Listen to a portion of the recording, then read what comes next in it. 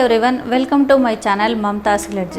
ಇವತ್ತಿನ ವಿಡಿಯೋ ತುಂಬಾ ಸ್ಪೆಷಲ್ ಆಗಿದೆ. ಅದರಲ್ಲೂ ಲೇಡೀಸ್ಗೆ ತುಂಬಾ ಯೂಸ್ಫುಲ್ ಅಂತಲೇ ಹೇಳ್ಬೋದು. ಯಾಕಂದರೆ ಪ್ಲಸ್ ಸೈಜ್ ವುಮೆನ್ಸ್ ಇರ್ತಾರಲ್ವ, ಅಂದರೆ ದಪ್ಪ ಇರೋ ಹೆಣ್ಮಕ್ಳು ಸ್ಯಾರಿ ಉಟ್ಕೊಂಡಾಗ ದಪ್ಪ ಕಾಣಿಸ್ತಾರೆ. ಅಂಥವ್ರಿಗೆ ನಾನು ಟಿಪ್ಸ್ ನಿಮ್ಮ ಜೊತೆ ಶೇರ್ ಮಾಡ್ತಾಯಿದ್ದೀನಿ.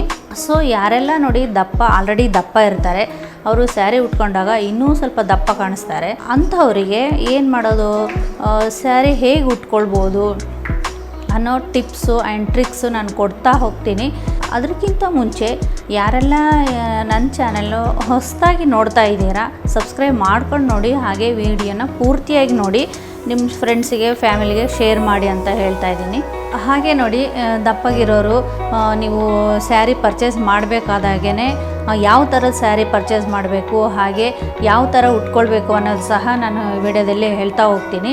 ಹಾಗೆ ನಾನು ಕೊಡೋ ಟಿಪ್ಸ್ನ ನೀವು ಫಾಲೋ ಮಾಡ್ತಾ ಹೋದರೆ ದಪ್ಪಗಿರೋರು ಸಹ ಸ್ಯಾರಿಯಲ್ಲಿ ಸ್ಲಿಮ್ ಆಗಿ, ಸ್ಟೈಲಿಶ್ ಆಗಿ, ಅಟ್ರಾಕ್ಟಿವ್ ಆಗಿ ಕಾಣ್ಬೋದು. ನೋಡಿ, ಟಿಪ್ ನಂಬರ್ 1, ದಪ್ಪಗಿರೋರು ಹೇಗೆ ಸ್ಯಾರಿಯಲ್ಲಿ ತೆಳ್ಳಗೆ ಕಾಣಬೇಕು ಅಂತಂದರೆ, ನೀವು ಫಸ್ಟು ಸ್ಯಾರಿ ಪರ್ಚೇಸ್ ಮಾಡೋಕ್ಕೆ ಹೋಗ್ತೀರಲ್ವ, ಆವಾಗೆ ಬನಾರಸ್ ಸ್ಯಾರಿ, ಸೌತ್ ಸಿಲ್ಕು, ಆರಗಂಜ, ಹಾಗೆ ಜಾಟ್ ಪಾಟು, ಈ ಕಾಟನು, ಈ ಥರದವೆಲ್ಲ ಸ್ವಲ್ಪ ಅವಾಯ್ಡ್ ಮಾಡಿ. ಯಾಕೆಂದರೆ ಇದು ಸ್ವಲ್ಪ ಉಟ್ಕೊಂಡಾಗ ಅಗ್ಲವಾಗಿ ಕಾಣಿಸುತ್ತೆ. ಹಾಗಾಗಿ ಈ ಥರದ ಸ್ಯಾರಿ ತೊಗೊಳ್ಬೇಡಿ. ಇನ್ನು ಯಾವ ಥರದ ಸ್ಯಾರಿ ತೊಗೊಳ್ಬೇಕು ಅಂತಂದರೆ, ಜಾರ್ಜೆಟ್ಟು, ಶಿಫಾನು, ಹಾಗೆ ಸ್ಯಾಟಿನು, ಮತ್ತು ಮೈಸೂರು ಸಿಲ್ಕು, ಹಾಗೆ ಸ್ಮೂತ್ ಕಾಟನ್ ಬರುತ್ತೆ, ಸ್ಮೂತ್ ಬನಾರಸ್ ಸಿಲ್ಕು ಬರುತ್ತೆ, ಇವಾಗೆಲ್ಲ ಹೆವಿ ಏನು ಬರಲ್ಲ. ಹಾಗೆ ಕ್ರೇಪ್ ಸಿಲ್ಕು, ಈ ಥರದ್ದು ತೊಗೊಳ್ಳಿ. ಆಗ ನೀವು ಸ್ಲಿಮ್ ಆಗಿ ಅಟ್ರಾಕ್ಟಿವ್ ಆಗಿ ಕಾಣೋದ್ರ ಜೊತೆಗೆ ನಿಮಗೆ ಉಟ್ಕೊಳ್ಳೋದು ಸಹ ಈಸಿ ಆಗುತ್ತೆ. ಈಗ ನೋಡಿ, ನಾನು ಉಟ್ಕೊಂಡಿರೋದು ಸ್ಮೂತ್ ಸಿಲ್ಕು, ತುಂಬ ಲೈಟ್ ವೆಯ್ಟ್ ಆಗಿದೆ, ಹಾಗೆ ಲುಕ್ ಸಹ ಚೆನ್ನಾಗಿದೆ. ಈ ಥರದ್ದು ನೀವು ಪರ್ಚೇಸ್ ಮಾಡಿದರೆ ಸ್ವಲ್ಪ ತೆಳ್ಳಗೆ ಕಾಣಿಸ್ತೀರ. ಟಿಪ್ ನಂಬರ್ 2, ನೀವು ಸ್ಲಿಮ್ ಆಗಿ ಸ್ಟೈಲಿಶ್ ಆಗಿ ಕಾಣಬೇಕಂದ್ರೆ ಚಿಕ್ಕ ಚಿಕ್ಕ ಪ್ರಿಂಟ್ ಇರೋ ಸ್ಯಾರಿನ ವೇರ್ ಮಾಡಿ. ಇದರಿಂದ ಏನಾಗುತ್ತೆ ಅಂದರೆ ಇಲ್ಯೂಷನ್ ಕ್ರಿಯೇಟ್ ಆಗಿ ನೀವು ನೋಡೋರಿಗೂ ಸ್ವಲ್ಪ ತೆಳ್ಳಗೆ ಕಾಣಿಸ್ತೀರ. ದಪ್ಪ ಅಂದರೆ ದೊಡ್ಡ ಪ್ರಿಂಟ್ ಇರೋದು ನೀವು ಏನಾದರೂ ವೇರ್ ಮಾಡಿದರೆ ನೀವು ಇನ್ನೂ ದಪ್ಪ ಕಾಣ್ತೀರ. ಯಾವ ಥರ ಇರಬೇಕು ಅಂತಂದರೆ, ಈ ಥರ ನೋಡಿ, ಬಾಂದಿನಿ ಸೀರೆ ಆಗಿರ್ಬೋದು, ಚಿಕ್ಕ ಪ್ರಿಂಟ್ ಇರುತ್ತೆ, ಈ ಥರದ್ದು ನೋಡಿ, ಈ ಥರ ಚಿಕ್ಕ ಪ್ರಿಂಟ್ ಇರೋದನ್ನು ನೀವು ವೇರ್ ಮಾಡಿದರೆ ಸ್ವಲ್ಪ ತೆಳ್ಳಗೆ ಕಾಣ್ತೀರ. ಟಿಪ್ ನಂಬರ್ 3, ಯಾವಾಗಲೂ ನೋಡಿ, ದಪ್ಪಗಿರೋರು ಲೈಟ್ ಕಲರ್ ಸ್ಯಾರಿ, ಹಾಗೆ ಸ್ವಲ್ಪ ತೆಳು ಇರುತ್ತೆ ನೋಡಿ, ಆ ಥರದ ಸ್ಯಾರಿ ಹಾಕ್ಕೊಳ್ಬೇಡಿ. ಯಾಕಂದರೆ ನಿಮ್ಮ ಬಾಡಿ ಶೇಪು ಚೆನ್ನಾಗಿ ಕಾಣಿಸುತ್ತೆ. ಹೊಟ್ಟೆ ದಪ್ಪ ಇರುತ್ತಲ್ವ, ಅದರಲ್ಲಿ ನೀವು ಲೈಟ್ ಕಲರು ಅಥವಾ ಸ್ವಲ್ಪ ತೆಳು ಇರೋದು ಏನಾದರೂ ಉಟ್ಕೊಂಡ್ರೆ ಹೊಟ್ಟೆ ಸ್ವಲ್ಪ ಕಾಣಿಸುತ್ತೆ. ಹಾಗಾಗಿ ಯಾವಾಗಲೂ ಡಾರ್ಕ್ ಕಲರ್ ಸ್ಯಾರಿಗಳನ್ನ ವೇರ್ ಮಾಡಿ, ಇದರಿಂದ ನೀವು ಸ್ಲಿಮ್ಮಾಗಿ ಕಾಣಿಸ್ತೀರ. ಟಿಪ್ ನಂಬರ್ 4, ನೋಡಿ, ಟಮ್ಮಿ ಫ್ಯಾಟ್ ಇರೋರು, ಅಂದರೆ ಹೊಟ್ಟೆ ತುಂಬ ದಪ್ಪ ಇರೋರು, ಸೀರೆ ಉಟ್ಕೊಳ್ಳೋದಕ್ಕೆ ಕಷ್ಟ ಆಗ್ತಾಯಿದೆ ಅಂದವರು ಟಮ್ಮಿ ಟಕ್ಕರ್ ಅಂತ ಬರುತ್ತೆ, ಅದು ಬೇಕಾದರೆ ನೀವು ವೇರ್ ಮಾಡ್ಬೋದು. ಅಂದರೆ ಹೊಟ್ಟೆಗೆ ಈ ಥರ ಸ್ವಲ್ಪ ಬೆಲ್ಟ್ ಥರ ಇರುತ್ತೆ, ಅದು ಫುಲ್ಲಿಂಗ್ ಕವರ್ ಆಗುತ್ತೆ, ಅದು ಬೇಕಾದರೆ ಯೂಸ್ ಮಾಡ್ಬೋದು. ಹಾಗೆ ನೋಡಿ, ದಪ್ಪಗಿರೋರು ಯಾವಾಗಲೂ ಸೀರೆನ ಹೊಕ್ಕಳದ ಕೆಳಗಡೆ ಉಟ್ಕೋಬೇಡಿ. ಯಾಕಂದರೆ ಹೊಟ್ಟೆ ಇನ್ನೂ ದಪ್ಪ ಕಾಣಿಸುತ್ತೆ. ಹೊಕ್ಕಳದ ಮೇಲ್ಗಡೆ ನೀವು ಏನು ಫ್ರಿಲ್ಸ್ ಅದೆಲ್ಲ ಬರುತ್ತಲ್ವ, ಅದರ ಮೇಲ್ಗಡೆ ಉಟ್ಕೊಳ್ಳಿ. ಹಾಗೆ ನೀವು ದಪ್ಪ ಕಾಣಲ್ಲ, ಸ್ಲಿಮ್ಮಾಗಿ ಕಾಣಿಸ್ತೀರ. ಟಿಪ್ ನಂಬರ್ 5, ಇದು ಮೋಸ್ಟ್ ಇಂಪಾರ್ಟೆಂಟು. ಸ್ಯಾರಿ ಪರ್ಚೇಸ್ ಮಾಡಬೇಕಾದಾಗೆ ನೀವು ಬಾರ್ಡರ್, ಅಂದರೆ ಚಿಕ್ಕ ಬಾರ್ಡರ್ ಇದನ್ನೇ ತೊಗೊಳ್ಳಿ. ಇದರಿಂದ ನೀವು ಸ್ಲಿಮ್ಮಾಗಿ ಕಾಣಿಸ್ತೀರ, ಹಾಗೆ ಸ್ವಲ್ಪ ಟಾಲಾಗಿ ಕೂಡ ಕಾಣಿಸ್ತೀರ. ನೋಡ್ತಿರ್ಬೋದು, ಚಿಕ್ಕದು ಈ ಥರ ಬಂದಿರಬೇಕು, ಇಷ್ಟೇ ಬಾರ್ಡ್ರ್ ಇರಬೇಕು, ಸಾಕು. ನೋಡಿ, ಕಾಣಿಸ್ತಾ ಇದೆಯಲ್ಲ, ಇಷ್ಟು ಬಾರ್ಡ್ರ್ ಇರಬೇಕು. ಅಥವಾ ನೋಡಿ, ಈ ಥರ ಇಷ್ಟು ಚಿಕ್ಕ ಬಾರ್ಡ್ರ್ ಇರೋದು ತೊಗೊಳ್ಳಿ. ಯಾಕಂದರೆ ನೀವು ಸ್ವಲ್ಪ ದೊಡ್ಡ ಬಾರ್ಡ್ರ್ ಇರೋದು ತೊಗೊಂಡ್ರೆ ಏನಾಗುತ್ತೆ, ಸ್ವಲ್ಪ ದಪ್ಪ ಕಾಣಿಸ್ತೀರ, ಹಾಗೆ ಸ್ವಲ್ಪ ಕುಳ್ಳಕ್ಕೆ ಕೂಡ ಕಾಣಿಸ್ತೀರ. ನೋಡಿ, tip number 6, long sleeve blouse ಅಂತ. ಬ್ಲೌಸ್ ಸಹ ಮ್ಯಾಟ್ರ್ ಆಗುತ್ತೆ. ದಪ್ಪಗಿರೋರು ಆಲ್ರೆಡಿ ಇಲ್ಲಿ ನೋಡಿ, ಆರ್ಮ್ಸಲ್ಲಿ ಈ ಥರ ಇಲ್ಲಿ ಸ್ವಲ್ಪ ದಪ್ಪ ಇರುತ್ತೆ ಅವ್ರಿಗೆ. ಹಾಗಾಗಿ ಅವ್ರೇನು ಮಾಡಬೇಕು, ಸ್ವಲ್ಪ ಲಾಂಗು, ಅಂದರೆ ಇಲ್ಲಿವರೆಗೂ ಬರೋವಂಥ ಬ್ಲೌಸು ಹಾಕ್ಕೊಳ್ಳಿ. ಸ್ಲೀವ್ಲೆಸ್ ಮಾತ್ರ ಯಾವುದೇ ಕಾರಣಕ್ಕೂ ಹಾಕ್ಕೊಳ್ಬೇಡಿ. ಹಾಗೆ ಇಷ್ಟು ಬಂದಿರುತ್ತೆ ನೋಡಿ ಸ್ಲೀವು, ಅದು ಸಹ ಹಾಕ್ಕೋಬೇಡಿ. ಯಾಕಂದರೆ ನಿಮ್ಮ ಕೈಗಳು ಇನ್ನೂ ದಪ್ಪ ಕಾಣಿಸುತ್ತೆ. ಹಾಗಾಗಿ ಅದನ್ನು ಅವಾಯ್ಡ್ ಮಾಡಿ.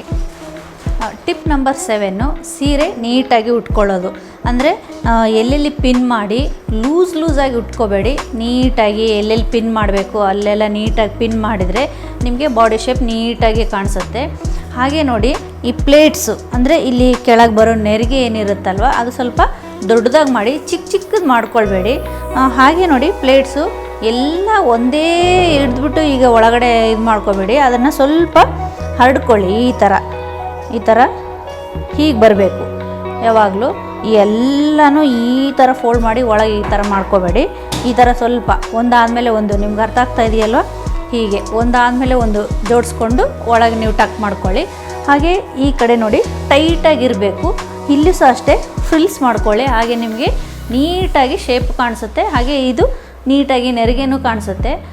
ಇನ್ನೊಂದು ಸೆರಗು ಅಷ್ಟೇ ಚಿಕ್ಕದು ಮಾಡ್ಕೋತಾರೆ ಕೆಲವೊಬ್ರು. ಬಾರ್ಡ್ರ್ ಎಷ್ಟು ಬರುತ್ತೆ ಅಷ್ಟೇ ಚಿಕ್ಕದು ಮಾಡ್ಕೊಳ್ತಾರೆ. ಸ್ಪೆಷಲಿ ನಾನು ಹೇಳ್ತಾ ಇರೋದು ದಪ್ಪಗಿರೋರು ಆ ಥರ ಮಾಡ್ಕೊಳ್ಬೇಡಿ.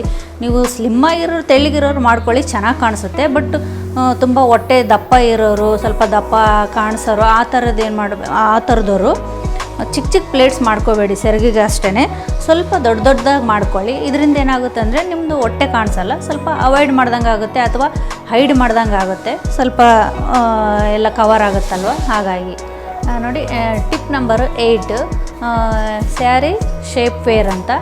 ಹೌದು, ನಾವು ಸ್ಯಾರಿ ಒಳಗೆ ಹಾಕೋ ಪೆಟಿಕೋಟ್ ಸಹ ಅಷ್ಟೇ ಇಂಪಾರ್ಟೆಂಟ್ ಆಗುತ್ತೆ. ತುಂಬ ದಪ್ಪ ಇರೋ ಕಾಟನ್ ತೊಗೊಳ್ಬೇಡಿ, ಸ್ಮೂತ್ ಆಗಿರೋದು ಸ್ವಲ್ಪ ತೆಳುಗಿರೋದು ತೊಗೊಳ್ಳಿ. ಯಾಕಂದರೆ ಅವಾಗ ಸ್ವಲ್ಪ ನೀವು ತೆಳ್ಳಗೆ ಕಾಣಿಸ್ತೀರಾ. ಒಳಗಿನ ಪೆಟಿಕೋಟೇ ಸ್ವಲ್ಪ ದಪ್ಪ ಇತ್ತು ಅಂದರೆ ಅದರ ಮೇಲೆ ನೀವು ಸ್ಯಾರಿ ಹಾಕ್ಕೊಂಡಾಗ ಇನ್ನೂ ಸ್ವಲ್ಪ ದಪ್ಪ ಕಾಣಿಸ್ತೀರಾ.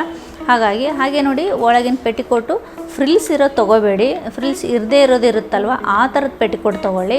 ಈಗೆಲ್ಲ ನೋಡಿ ಮಾರ್ಕೆಟಲ್ಲಿ ಶೇಪ್ ವೇರ್ ಅಂತ ಬಂದಿದೆ ಪೆಟಿಕೋಟು, ಆ ಥರದ್ದು ತೊಗೊಳ್ಳಿ. ಅದು ಫುಲ್ಲು ನಿಮ್ಮ ಬಾಡಿ ಶೇಪ್ ಹೇಗಿರುತ್ತೆ ಹಾಗೆ ಕೂತ್ಕೊಳ್ಳುತ್ತೆ, ಸೈಜಸ್ಸು ಬರುತ್ತೆ. ನಿಮಗೆ ತೋರಿಸ್ತೀನಿ ಯಾವ ಥರ ಇರುತ್ತೆ ಅಂತ.